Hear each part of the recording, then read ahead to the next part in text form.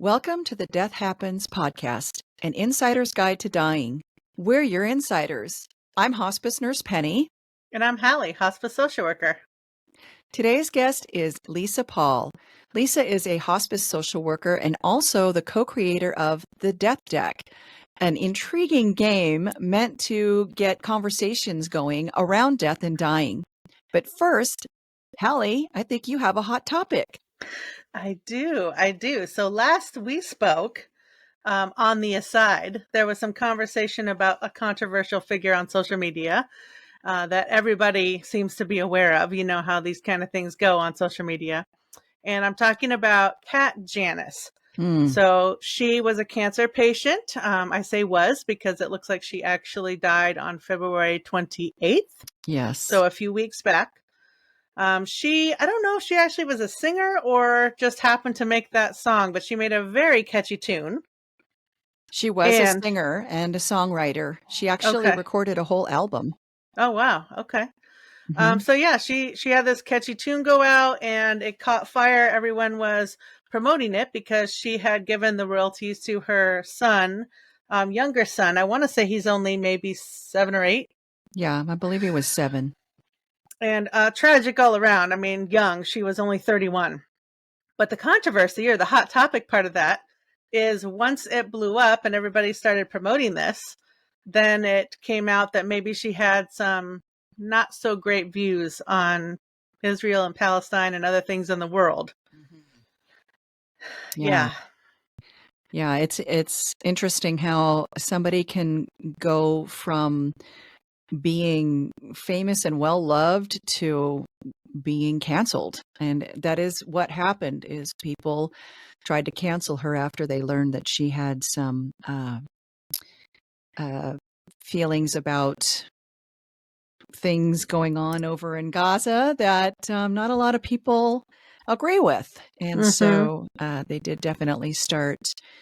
I actually had promoted her video and ended up taking it down. I didn't post any hate towards her.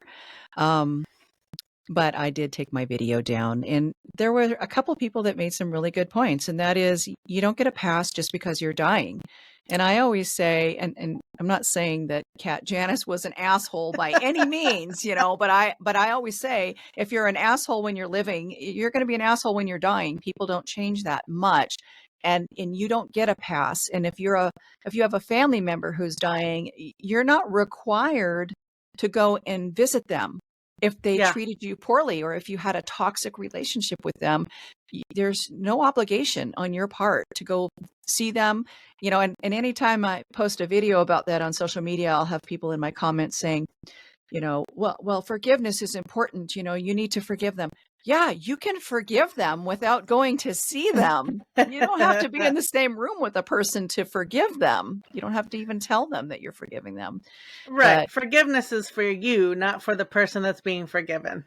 Yes. Yeah. So, the song went viral after many, many people, including myself, played it. It's still being played. And me too. I promoted it as well. Yeah, I actually downloaded it. I purchased it. It's a fun song. It is a fun song. And, it's hard when there's somebody, an artist who you really love and appreciate, and then you find out something shitty about them. What are you going to do? You still like their music. And her son did benefit from that, and that's good, and hopefully his worldviews will be a little different than his mom's, and he won't be influenced from her choices. Yeah. Yeah, I think what made me think of it not only is our offline conversations, but just the perils of social media and also us as hospice professionals understanding what she's trying to do, trying to be a good mom, and how do we separate that from the person that we're treating. So when we're going into homes, it doesn't matter what their political views are, right? We treat them all the same. Yep. Yeah, exactly. I mean, the fact is we're not going to know their political views because we're not going to ask them. Well, we might know if there's a bunch of they might be flying a Trump flag or something like that. And then we'll say, never mind. No, I'm just kidding. No, I'm going to treat them all the same. Doesn't matter to me. That's not why we're there. Not there to discuss politics.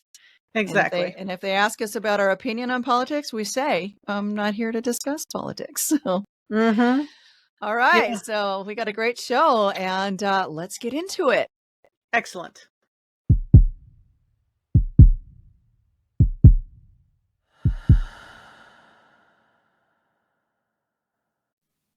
Welcome, Lisa. Lisa Pahl, hospice social worker extraordinaire and co creator of the Death Deck. Why don't we start with you telling us a little bit about yourself? Well, hi, Penny and Haley. It's so nice to be here today. A little bit about myself. I am a hospice social worker and have Woo been woo. working in the field.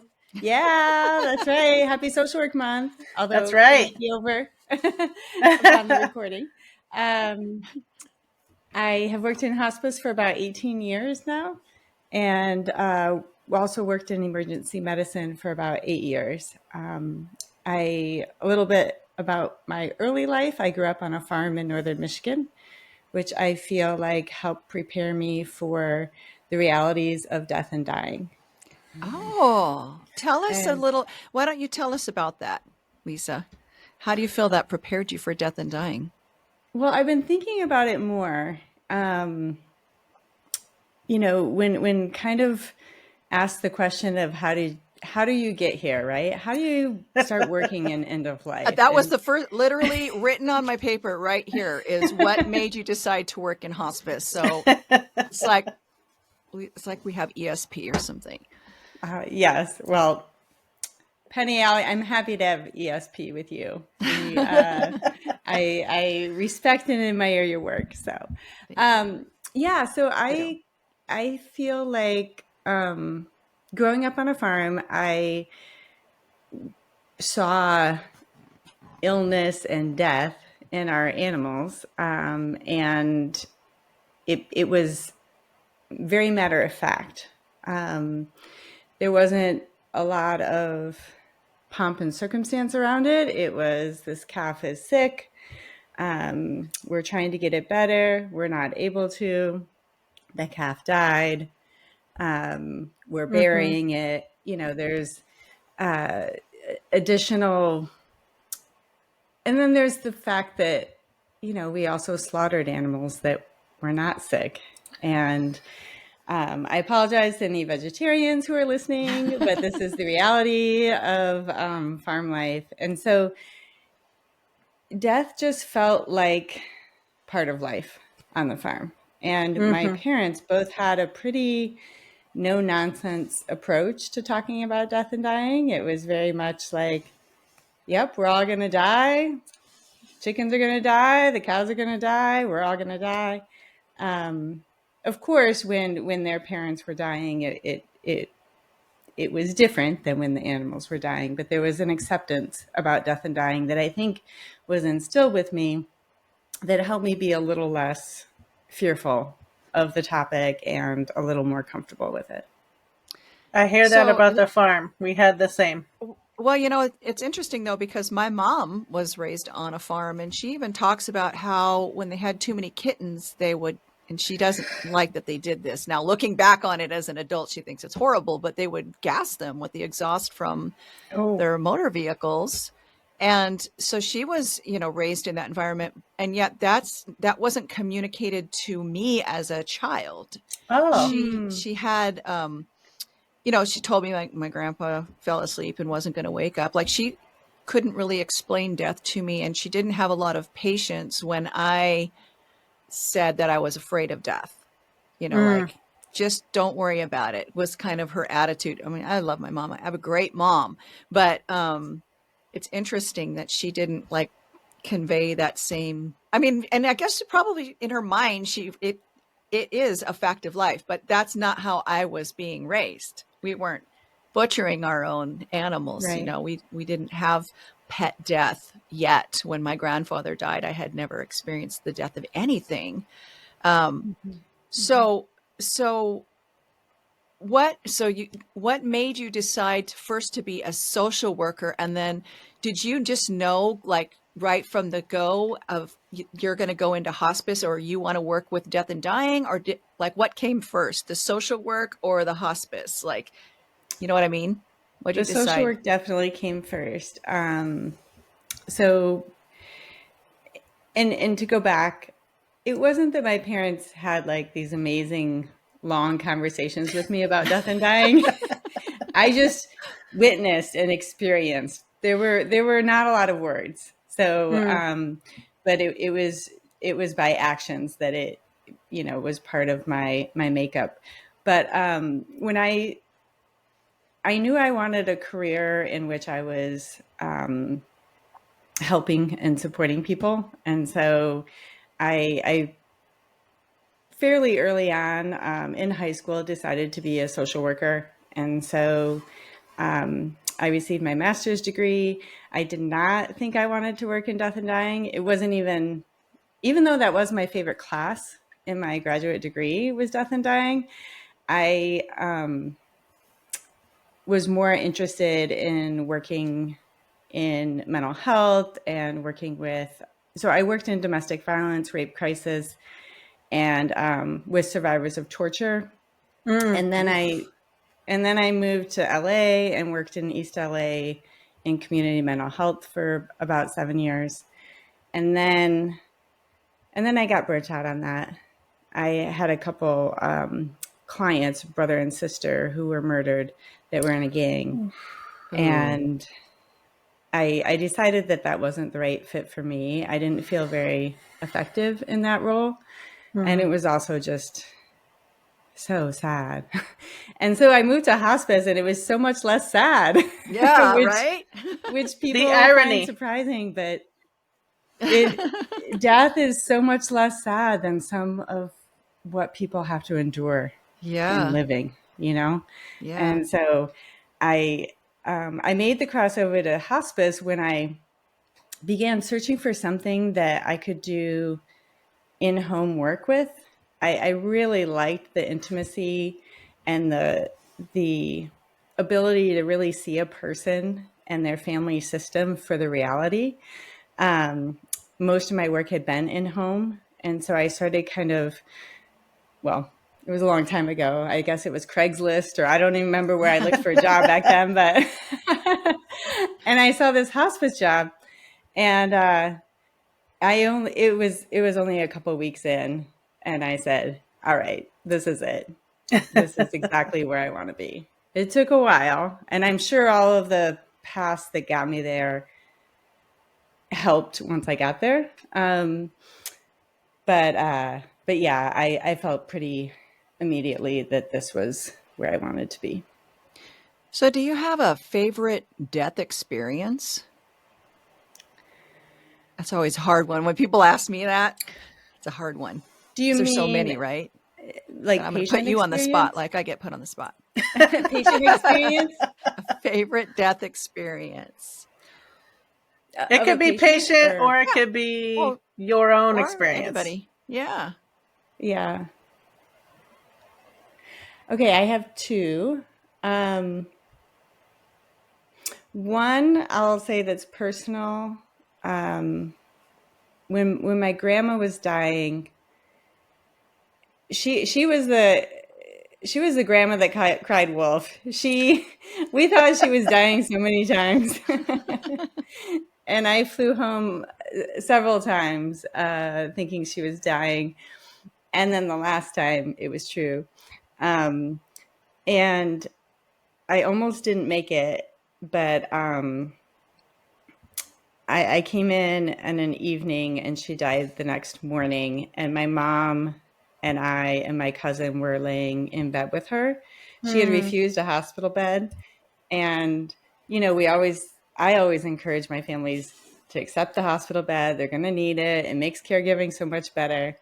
Well, this was an example of how wonderful it was to not have a hospital bed, because her transitioning process, her active dying process, was only a couple days. And so my mom and I and my cousin were in bed with her and listening to her, and I was medicating her through the night and early morning hours, with us awake and in bed with her. She took her last breath, and I was able to invite my mom to help me wash my grandma and That's get beautiful. her in a favorite denim outfit. She she was wearing a denim shirt and denim pant, jeans with bedazzles on them, and it was really beautiful. It was really a beautiful experience. Yeah. I love that. The I've way had that you're those talking about it. patients too. Sorry, I know I've there's had a bit those of a delay patients. sometimes. I've had those patients too that they refuse the hospital bed, and it is so hard because even at my agency now, we have a policy that we're not letting our aides do bed baths anymore if people aren't going to be in a hospital bed because we've had so many injuries from mobility issues. That's an So it's interesting hard. ethical conversation. Well, it is. I mean, we still do some care, but we can't do full on bed baths if they're not going to Yeah. be in a height adjustable bed. And actually, we've actually switched to calling them a hospital bed. We now call them a height adjustable bed. I mean, I'm sure you guys have heard the same thing I have over and over, that a patient feels like once they get in that hospital bed, that's it. They're done. They're never getting back out of it again. Yeah. And so many times I was able to say, no, like it's just furniture. It's not going to make you die any faster. It's actually going to help you get out of the bed because you can raise a head up and then stand up and use the rail and get out, and most people would accept it. But there were a few that didn't. And I have to say, when they didn't, it was kind of sweet that they died in I their own bed. know. Well, and just to go off on this for a second, but if we could create a hospital bed that was wider so that loved ones can lay in bed with them, because Well, they do have. that's one of, well, But you're right. yeah. It costs more money. You're Yeah. right. Yeah. It does come down to that, because I think that like in this instance, it certainly would have been helpful. Now, granted, my grandma again was basically ambulating until 2 days before she died, and so the caregiving aspect, she didn't get a bed bath. None of that happened. And had she lived longer, they would have needed to transfer her to a hospital bed because the care was going to be really difficult.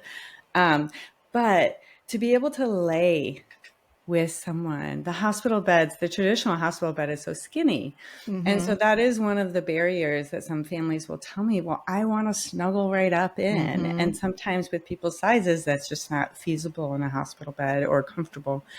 I've had some great experiences anyway, that with is people. an interesting conversation. Sorry. I don't know Go why ahead. my delay is so long. It's annoying, and I apologize. I've had some families that had big enough rooms.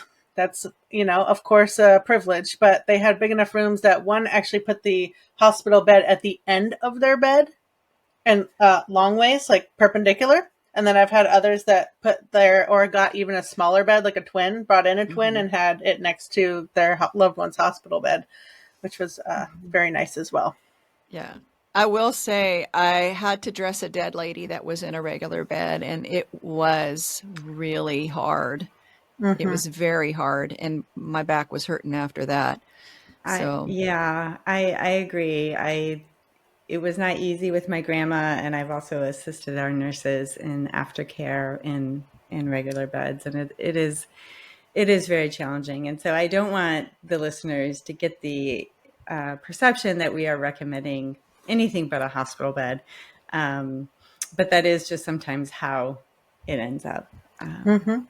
Well, I think one thing that I used to do that worked out really well was to, you're not replacing a bed with a hospital bed, you're adding it. And if you put it in the living room where everybody can, still visit, then they can still go to their own bed as much as they can. And like you said, with your grandmother, she was ambulatory, so she could get up and kind of do some care before her death. And then when she got to that point where if she was going to be lingering for a while in that unresponsive state, needing the care, then you could have her in that hospital bed. And I've had those patients too, where it was just, they were just finally getting to the point of unresponsiveness. And I was able to get a hospital bed in there, called for a lift assist, and the fire department showed up with all their studs to pick them up, put them in the bed, so that works out too. That worked out too. But okay. So you said you had a second favorite death experience? Well, my second favorite death experience is one that I was just thinking about the other day, because I drove by. I work in the community that I service, and so I literally live in the zip code of my hospice patients. So I'm constantly driving around dead people's homes, right? And I'm remembering them and remembering the experiences. And so I had this gentleman a while ago who had a lot of children. And, sometimes with a lot of children, that means there's a lot of chaos because there's a lot of questions and differing of opinions. And so when I had this new admission, I was a little trepidatious because there were a lot of kids. And I wasn't sure how this was going to go. And this gentleman had had a massive stroke. And so they had basically brought him home expecting probably that he would die within a week or two. And so, again, you're never sure just how accepting the family is, what you're walking into. And I walked in, and it was the most beautiful scenario. I mean, he had actually talked about with his family what he would want at his end of life. And he had had these important conversations, and they were executing it. And so there was one child who was playing the piano. There was one child who was making meals. These are adult children, the 50-year-olds. There's grandchildren running around, making lively, fun noises. He's in the living room. The windows are open because he wanted the smell of a breeze. I mean, they had he had sat them all down and said, when I'm dying, this is what I want. And it was so peaceful.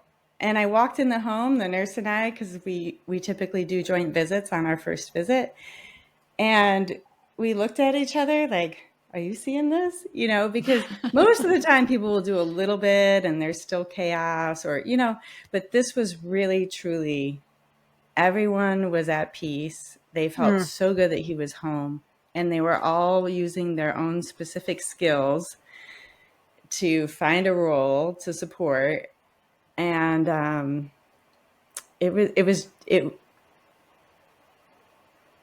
it took me, like, I noted it, and I still think about it, because that is really what we're all trying to help people do, right? Mm-hmm. Have that kind of death. And they did it. And he died quickly. I mean, it was only about 4 days. And I think he was just so at peace. There was nothing left to do.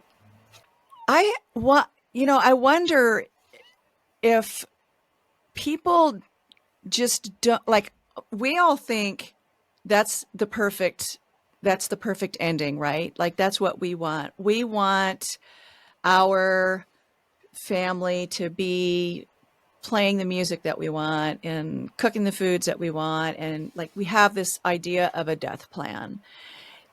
Do you think that people don't want to have a death plan or think about having a death plan because they just don't want to talk about death and think about death? I mean, yes. Yes is the answer.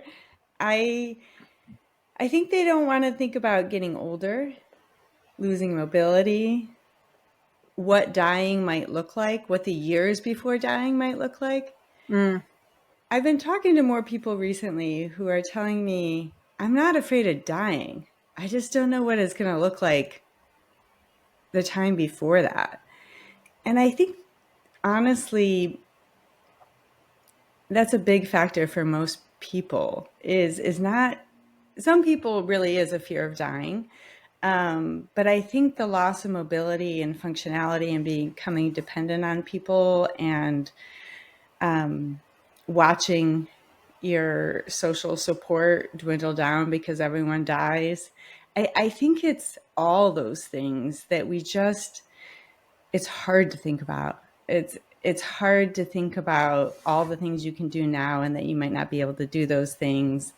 And so it does keep people from having these conversations because, oh, it's a nice sunny day outside. Why do we have to talk about something so morbid? Those are the kind of responses, right? Yeah.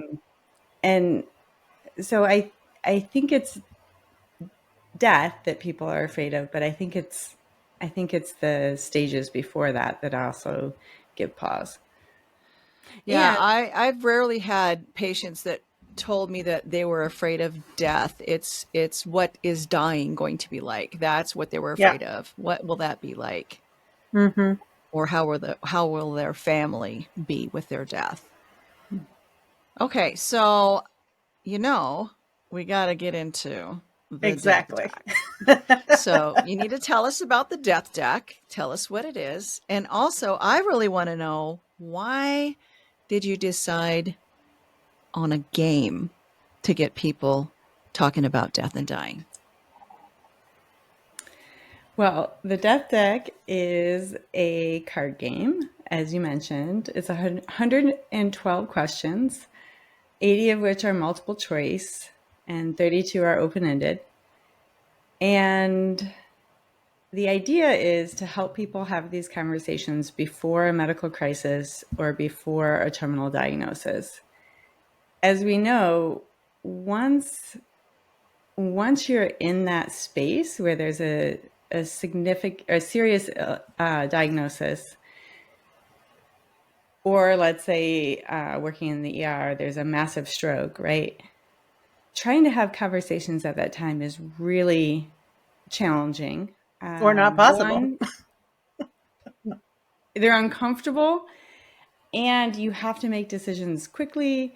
And with an illness, oftentimes once people have a diagnosis, they're either managing symptoms or they're focusing on treatment and trying to talk about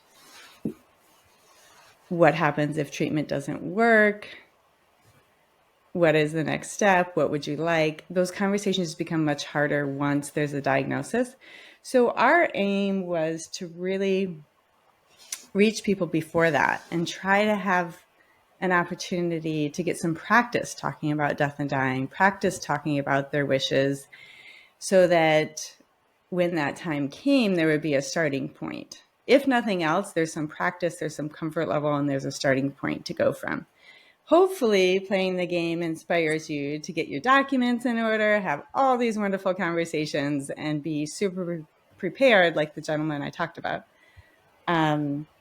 And the reason we decided on a game was because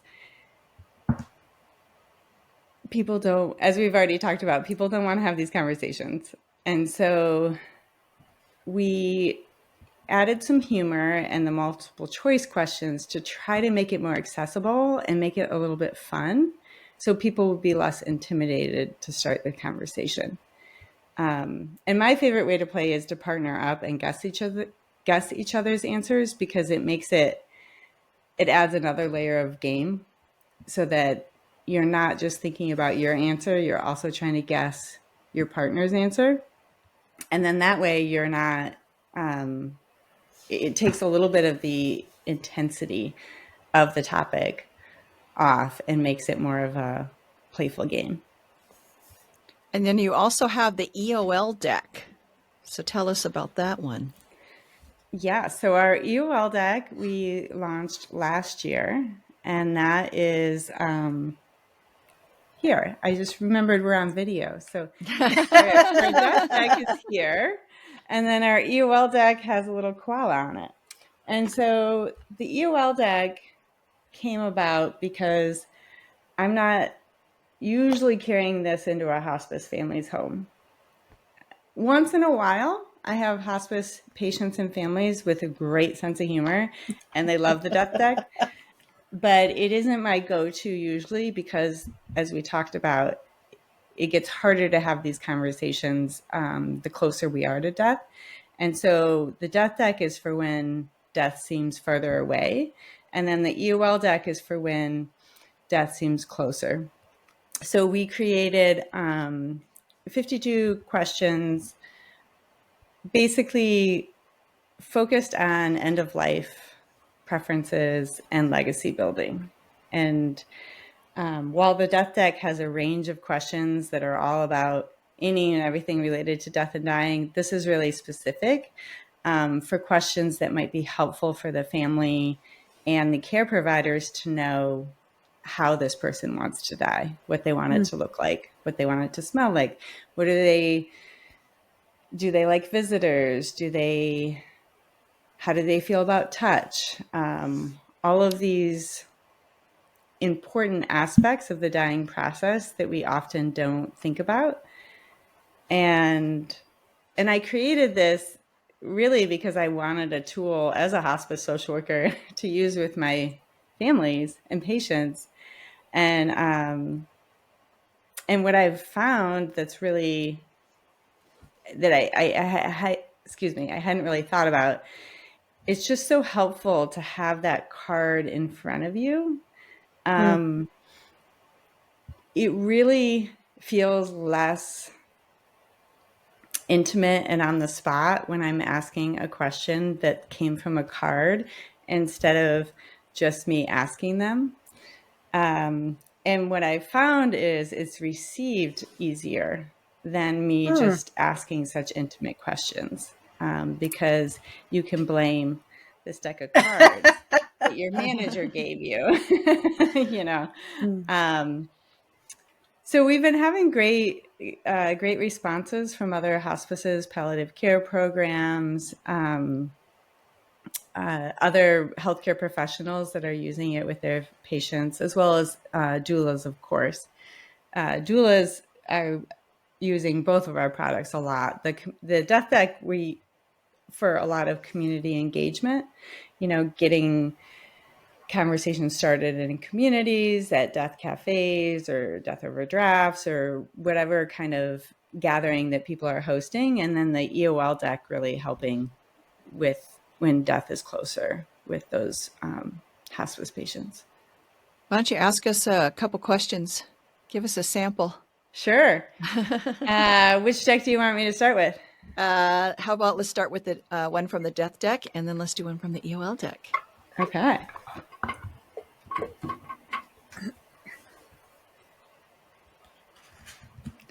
All right. I'm going to go with this one. And Penny, I think you have some thoughts on this one. After I kick the bucket, announce my death on social media. A, pretty quickly. I'd like everyone to know ASAP. B, never. Please don't tweet my demise. Or C, whenever. I really don't care. I'm dead. But my answer is D. I've already made the video. All you have to do is post it. Oh, so we're going to see Penny the ghost come on and make her death announcement? Yeah. I literally have a video in my TikTok drafts that says, if you're watching this, I've died. Ooh. Yeah. And I did it like when I was in my pajamas in bed, so it's not very good. And I've been meaning to do a better one, and I haven't done it yet. So I'm kind of worried. If I die before I make a better one, that's what people are going to get. So the closest answer for me would be A. Yes. So you want your family to release that on your behalf? Oh, yeah. Mm-hmm. Yeah. Mm-hmm. Yeah. I've already assigned each kid has a responsibility. My son is in charge of Facebook. He's my Facebook legacy person. And my daughter Mia is my Instagram person. And Eden is my TikTok person. Oh, that's perfect. Yeah. The problem is none of them are very social media savvy, so I'm afraid it's never going to happen. Hallie, what's your answer? I guess it's A, and I would want it right away, but I definitely want my family to come on social media and pretend that it's me. And ooh, yeah, a little more morbid, I guess. So you want them to create the ghost post for you and Yeah. from beyond the grave. I haven't made a video, but that's a great idea. Yeah. What about you, Lisa? I have not made a video either. A death announcement video. But yeah, my answer is also A. I think because we're all pretty active on social media, I would say, of course, that please make sure family and close friends know first, which is Yeah, what I'm not going to want to see it on Instagram. Your husband needs to go through your phone and look at your contacts and send the message out personally first. I don't want to be like on Instagram one day and I know. it's dead. And I think What? that's the tricky thing about the death announcements on social media. I think it's a good way for, our professional self and our presence on social media for those people that know us in that way. But I have found out about some deaths through social media in which I was fairly sad and depressed that that's how I found out, because it's such a shock when you're scrolling through your feed and see about a death of someone that you care about. So I think mine is, it's A with an asterisk. Like, please, go through my contacts. I've also am trying to work on a list, but those of us that are doing all this death education, we don't want to be hypocrites. So I'm really trying to keep all of my stuff up to date, because then I have this idea that, oh no, there's going to be like, woman who spent her life getting people prepared wasn't prepared at all. Like, that's going to be the message. That happened to me too. And how mortified I would be. So I'm trying to get my contacts, figure out that system of being able to notify people, right? And I know there's a lot of great work being done in the virtual space and electronic record keeping and all these things to try to help us do that. So, but yeah. Do you want to do one more? Let's do an EOL one. Okay.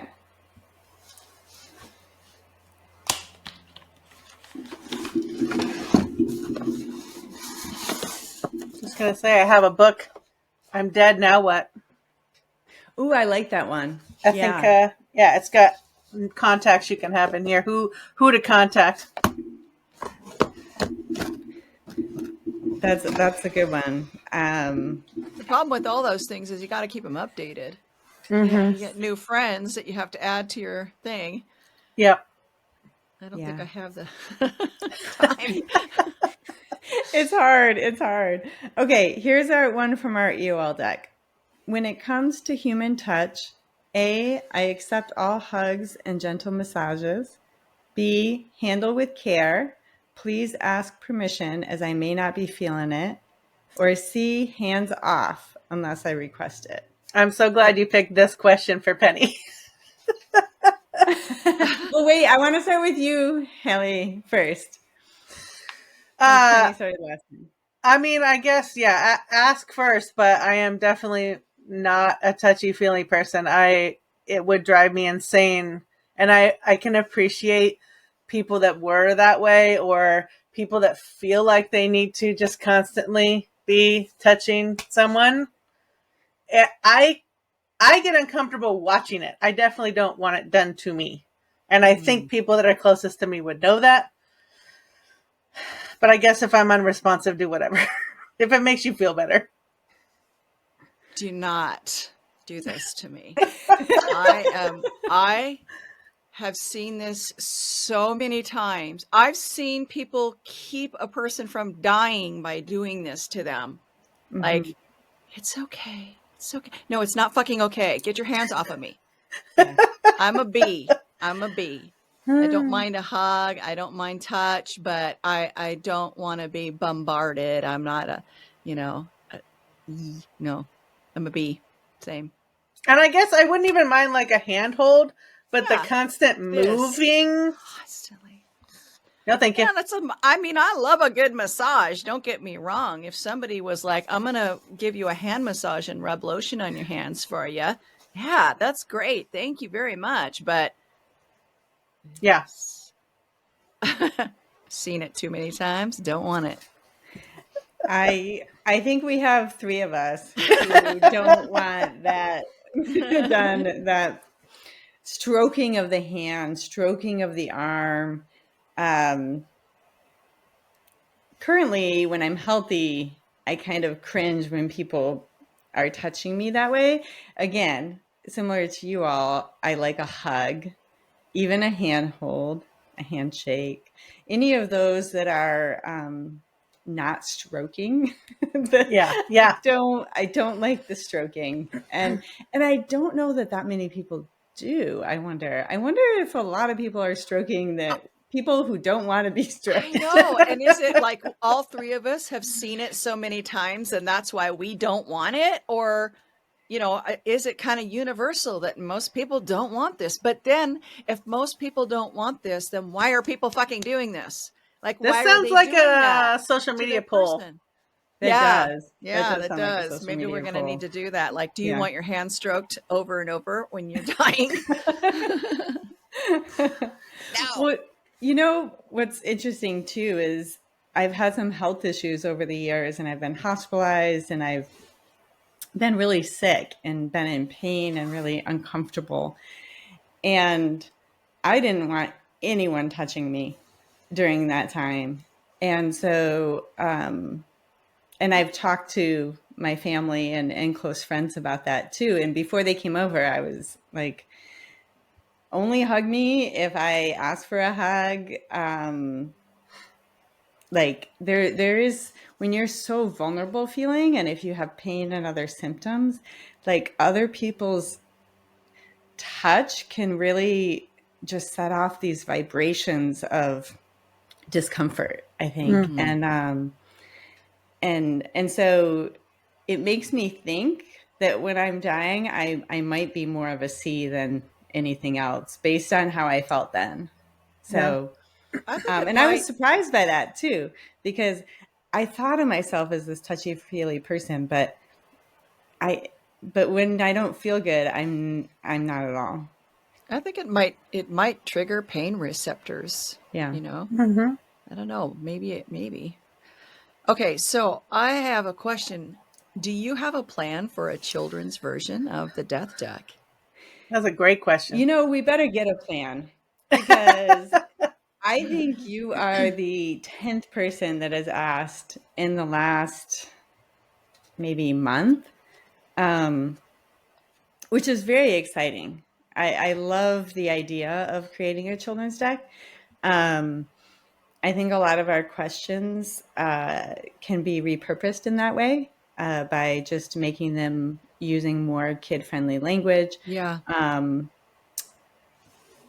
But we would definitely be bringing on some people to help us with that, because pediatrics is not my specialty within hospice. So the short answer is yes. When that will happen, not sure. We are working on a grief deck that we are planning to launch. Great. And so it will also have multiple choice and open-ended questions, and be a way for people to begin more openly talking about their grief experience. So so that's our next group. But then we have so many ideas of all these subgroups, LGBTQI group, Oh, that would be good. Yeah. a Spanish version. There's endless opportunities and things we want to create to make it more accessible for people, as well as more specific to the needs of different communities. Mm-hmm. So I'm really excited about the future and what we might be able to create. It's really fun. The creating process is really fun. It's basically a lot of it coming just from, a lot of it is my experience working in this field. And then my partner, Lori, she helps add the humor and helps kind of finesse the questions to make them better and more fun. And then she has her own ideas too. But we do a lot of brainstorming, and it's a fun process to kind of think about all of the areas. But again, with some of these spin-off decks, we'll definitely be bringing people on as we're not experts in those communities. So tell us a little bit about Lori, your partner, and how you met. I know, but tell Hallie and tell our listeners about look, because it's a unique relationship. Yeah, Lori and I met fairly early on in my hospice career. I was only a few years in, and I showed up at the door when her husband Joe was dying of pancreatic cancer as the hospice social worker, and he lived about a year after his diagnosis, and then once he came onto hospice, he was on service with us about 2 weeks and 2 days. So it was very fast. He was in his early 40s, and that's very common, as you all know, for young people that they come on at the last minute. And Lori Lori and Joe had two young children, and so they needed a lot of support. And it was a bit chaotic at the home because Lori and Joe hadn't really talked about what he would want if he was dying. And Joe's parents were there and siblings were there. And there was a little bit of disagreement or just different opinions about what Joe would want regarding medications and visitors and some of these things. And Lori navigated it beautifully, but it was really hard, really. I mean, and the fact, of course, that her husband was dying. So I provided bereavement support after Joe died. And then a few years later, she reached out to me. We had coffee and developed a friendship. I'm always quick to say she's the only hospice family that I have a relationship with now. I don't go collecting widows or anything, but we had a connection, and she was young, and so I felt I felt that connection with her, and we started talking about how unprepared they were, even though on paper they were prepared, they just hadn't talked about anything. And so through those conversations, we decided, let's try and do something about it. And so that's how the death deck was born, was what can we do to help people not be in that same situation? So we created the game that Lori wishes she could have played with Joe. I love that.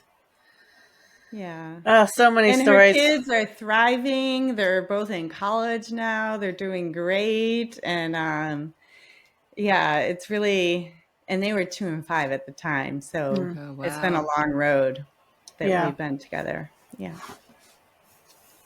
Well, Hallie, do you have any questions for Lisa?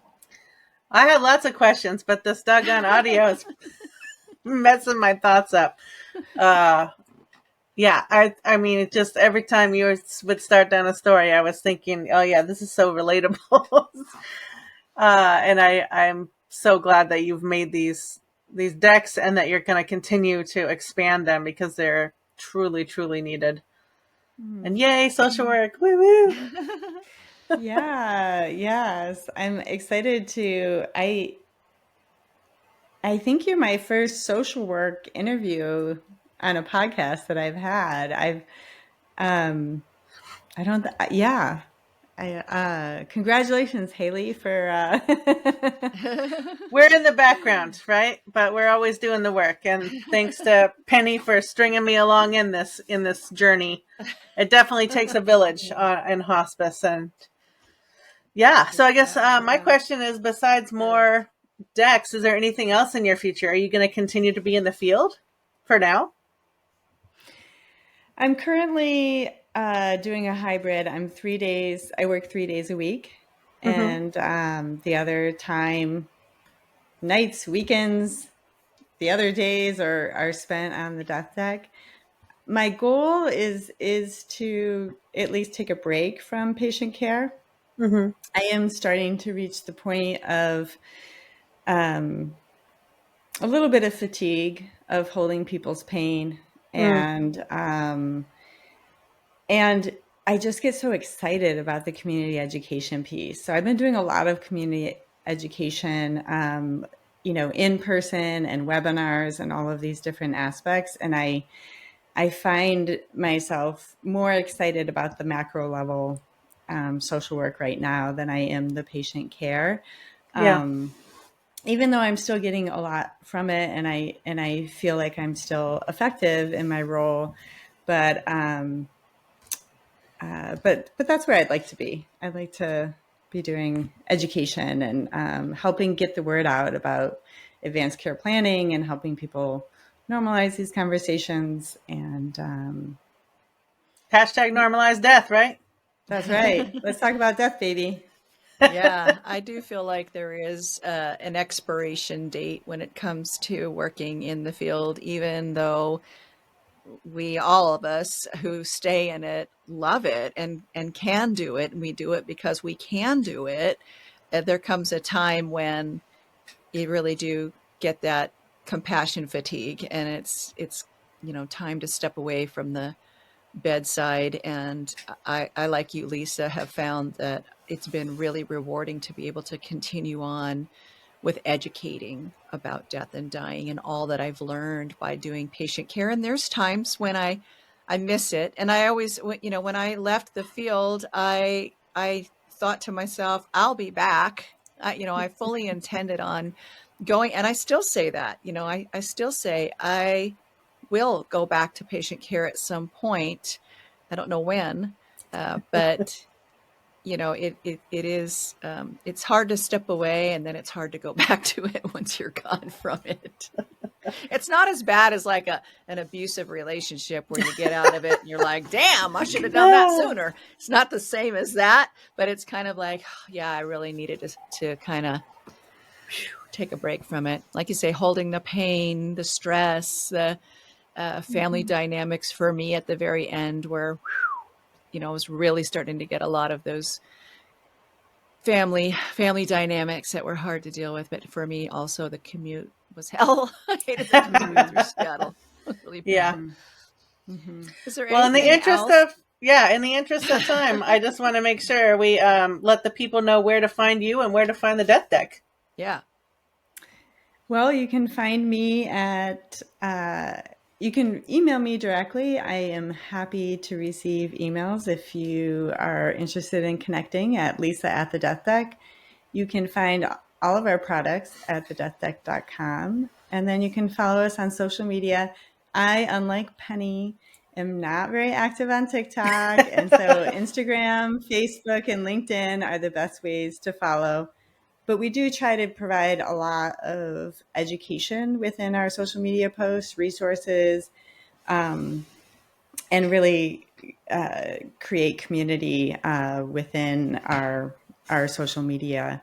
And then if you happen to live in Los Angeles, please, or anywhere, sign up for our newsletter, because we're doing a lot of incredible in-person events around Los Angeles. I'm really excited about the community that we're growing of passionate people in the end-of-life space, trying to create opportunities for community members to come out and learn about death and dying and grief and have a safe space to do that.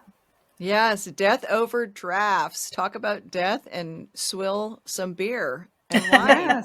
Yes, I or love it. non-alcoholic, or the Death Over Drafts has been so fun. The signature program of Death Over Drafts is using the Death Deck, and it's incredible the conversations that I've been part of as well as witnessed to, and every time we go into a different brewery, we find new community members who are like, wait, what are you doing? Because we have a big skeleton and it says death over drafts, and it's really in your face.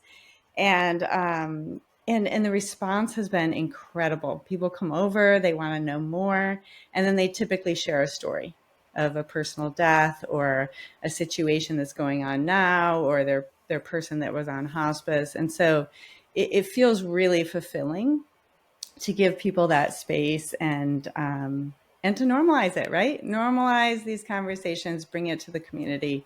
And that's what I'm really excited about right now. That is awesome. Well, thank you so much, Lisa, for joining us today. And we're going to have all your links in our show notes too. So people can find you by going to those links. Yeah. Thank you. Thank you, Thank Lisa. you so much. Thank you for having me. Happy Social Work Month. Yay!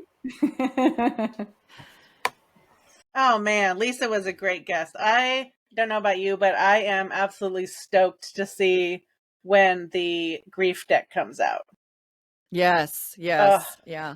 Yeah. I love the death deck and the EOL deck. Lisa and I have been playing on Instagram. We haven't recently, but we did last year. Like once a month, we were doing a death deck game. And I just think it's great to be able to, you know me, I love dark humor. So using humor to get people into the conversation well before it's in their face and they're having to have the conversation. Have the conversation when you want to have it instead of when you have to have it. And then it's going to be a better conversation. The death with drafts, brilliant. Death Love it. overdrafts. Yeah. Mm-hmm. Yeah. Death overdrafts. Awesome. Yes. Very excited for our next interview. That is going to be Dr. Matt Tyler, How to Train Your Doctor. Yep. Can't wait to talk to him. I know. Well, yes, he's going to be a great guest. Super excited to talk to him. But until then, remember to live. Because someday we'll all be dead.